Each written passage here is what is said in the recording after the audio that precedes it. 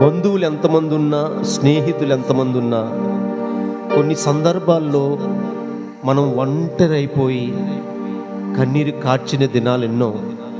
ఆ సమయంలో బంధువులు స్నేహితులు ఎంతో మందుండగా ఎన్నో మారులు నేను ఒంటరినై ఏడ్చితి. బంధువులు స్నేహితులు ఎంతో మందుండగా ఎన్నో మారులు నేను ఒంటరినై ఏడ్చితి.